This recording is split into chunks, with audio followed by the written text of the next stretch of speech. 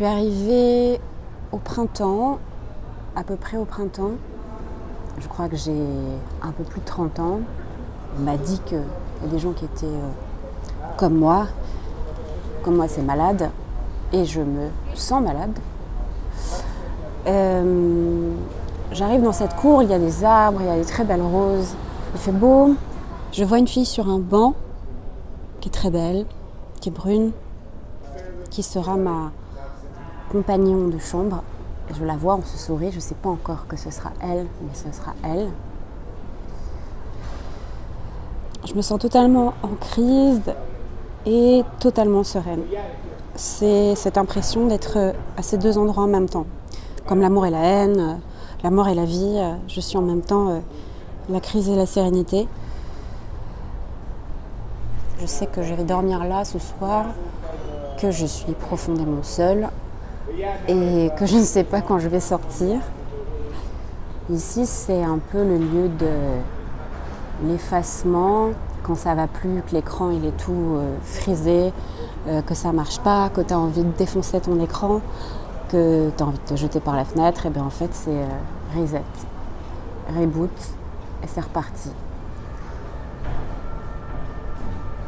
Et ce jour-là, quand je rentre ici, dans cette cour, avec ces gens qui viennent s'occuper de moi, parce que il paraît que je suis malade, enfin c'est ce que je me raconte. En tous les cas, ça me fait du bien de dire que je suis malade, et puis les gens me font un peu moins chier, puisque un diagnostic est posé sur ma tête comme ça, estampillé, tamponné, bim bam boum, elle est malade, je peux me reposer. Et je suis avec les fous. Je suis dans cet endroit avec les fous, parce que c'est comme ça qu'on nous appelle, a priori. Je rencontre cet homme qui est trop fou, comme on dit, pour se lever, se laver.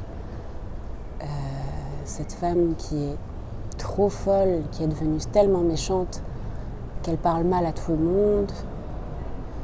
Cette autre fille qui essaie de se foutre en l'air toute la nuit. Cette fille qui mange plus. Cet homme qui décide de partir au bout de 2 jours parce que c'est trop dur de ne pas avoir son téléphone avec lui. Et ça fait du bien de ne pas avoir de téléphone, d'être coupé, de laisser les relations, les amours, tout ça dehors. Une amie, elle m'a dit un jour qu'un médicament, ça aidait, c'était comme une compresse froide sur un front trop chaud, que ça calmait juste sur l'instant et que ça faisait du bien. Et ce lieu-là, il est là pour ça, à ce moment-là de printemps, pour moi, comme une île au milieu de Paris. Et puis ça tombe bien puisqu'il est sur une île. Je sais qu'au bout d'une semaine ou 2, je vais pouvoir un peu sortir pour aller marcher sur cette île, parce que je crois que je peux pas aller très très loin. De toute façon, j'en ai absolument pas envie. Je sors un peu tous les jours, je crois, oui c'est ça, je sors un peu tous les jours. Je regarde les gens, les touristes, il y a beaucoup de touristes de toute façon. J'aime tellement les regarder. Je crois qu'il y a les catacombes pas loin. La librairie Shakespeare & Co. Cette cathédrale qui a brûlé. Cette cathédrale que tout le monde regarde tous les jours, que tout le monde prend en photo, que tout le monde pleure, sauf moi, parce que j'en ai strictement rien à foutre que cette cathédrale ait brûlé un jour. Je dors si bien. Et c'est le lieu des fous. J'entendais aujourd'hui ou hier à la radio que dire fou, c'était être validiste et qu'il fallait plus utiliser ce mot. Qu'on doit dire malade, qu'on doit donner des pathologies aux gens. Il y a de plus en plus de cases avec des pathologies. Que moi j'aimais bien dire que j'étais fou. Que c'est un peu ce qui m'avait peut-être toujours sauvée. De ne pas me mettre dans une case, de ne pas me définir, de ne pas me genrer, d'être un joli fou. Je pense qu'à ce moment-là, avec les fous,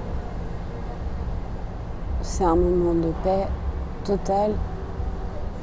Et je me souviens, quand je sors de cet endroit, je sais qu'il s'est passé 3 ou 4 mois où j'ai été dans un tourbillon preuve de monstration aux vivants du dehors, de montrer que j'étais guérie.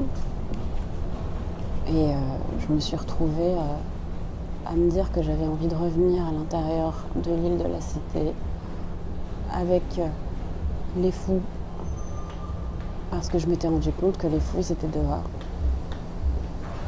Qui ne savent pas ce que c'est la tristesse profonde, pas celle des événements, mais celle de la naissance et celle de la mort. Mais ce lieu dans Paris, c'est un îlot sacré pour moi aujourd'hui. C'est vraiment un îlot sacré.